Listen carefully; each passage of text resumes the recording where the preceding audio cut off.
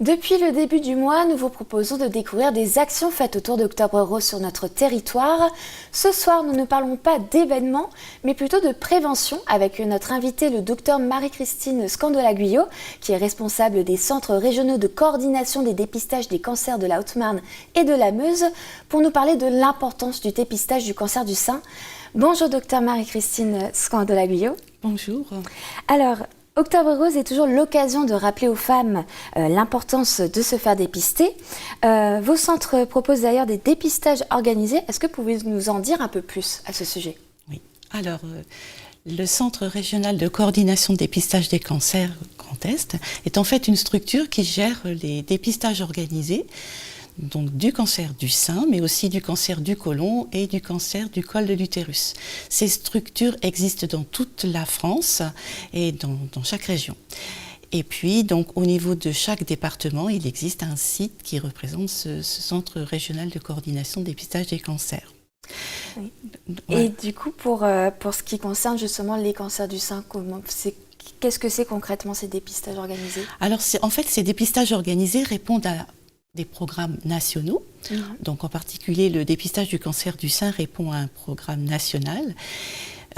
Pourquoi ce programme? Mais parce que déjà le cancer du sein, c'est le cancer le plus fréquent chez la femme. C'est aussi la première cause de décès par cancer chez la femme. Une femme sur 8 dans sa vie sera confrontée à un cancer du sein. Ça veut dire aussi, c'est 63 000 nouveaux cas par an, c'est 61 000, plus de 61 000 nouveaux cas par an. C'est aussi plus de 12 000 décès par an, donc c'est vraiment un problème fréquent, important. Et il est important de se dépister le plus tôt possible pour pouvoir avoir des traitements les moins agressifs possibles et puis pour pouvoir guérir, parce qu'on sait que c'est aussi un cancer qui guérit bien, 9 fois sur 10, on guérit bien. Donc ce programme concerne toutes les femmes qui ont entre 50 et 74 ans. Les femmes sont donc invitées à aller passer une mammographie. Donc elles reçoivent une invitation et puis elles doivent aller prendre rendez-vous dans un centre de radiologie où elles ont donc, on leur fait un examen clinique et puis elles ont une mammographie, c'est-à-dire des 4 clichés. Et par exemple, dans le département de la Meuse et de la Haute-Marne, ça représente combien en taux de participation? Le taux de participation, alors bon, je vais vous dire. Donc nous, on considère qu'on l'invite tous les 2 ans à passer une mammographie, donc on parle de campagne. Donc la dernière campagne, c'est 2021-2022. Voilà, on dirait que dans toute la France, ce taux de participation donc pour 2021-2022 était de 47,7%. En Haute-Marne, il est de 51,6% et en Meuse de 48,3%. Donc voilà, disons que c'est un peu mieux que la moyenne nationale, c'est sûr, mais ça pourrait être mieux.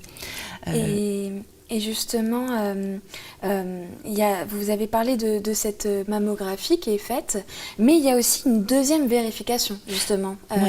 Alors en fait, essentielle? En fait, la particularité du dépistage organisé, c'est donc d'inviter toutes les femmes qui ont entre 50 et 74 ans, de leur demander d'aller passer une mammographie dans un centre qui est agréé, donc c'est-à-dire que le radiologue va avoir une formation spécifique, les manipulateurs radio une formation spécifique, et puis le matériel répond en fait aussi à un cahier des charges et il est vérifié régulièrement.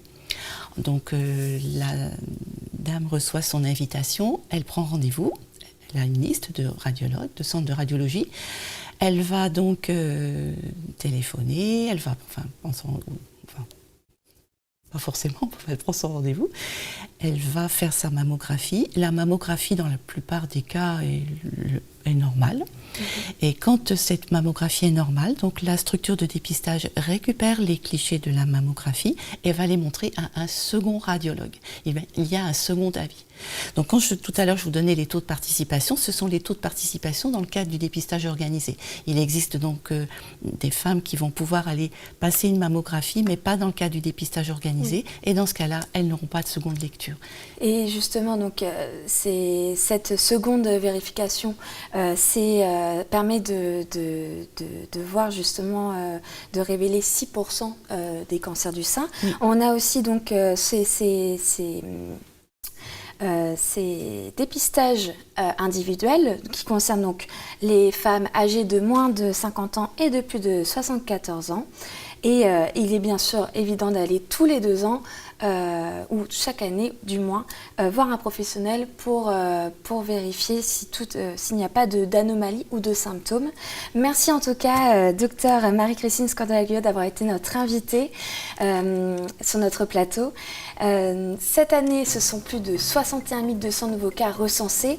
Pour rappel, plus de 900 000 personnes sont atteintes d'un cancer du sein en France, ce qui fait de cette maladie la plus répandue des cancers du sein. Du côté de la gente masculine, c'est 1 à 2% d'hommes qui sont touchés.